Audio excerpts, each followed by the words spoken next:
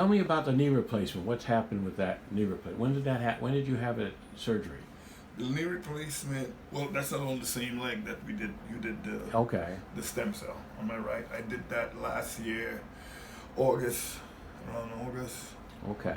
July, August. And it's still bothering you, right? It is not good. Not good. Not good.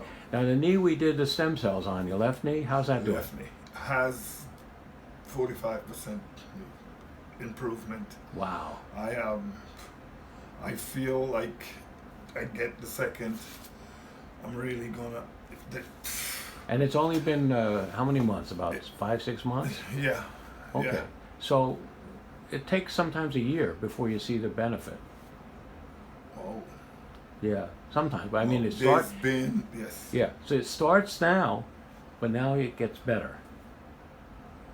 So would you say the I knee? went away. Yeah. Okay. No, I've been away after that. So it's almost a year. It's more than 5-6 months. It's Okay, almost a year. Okay. Almost a year. Well, it's still, like you say, And it's yes. much yes. better.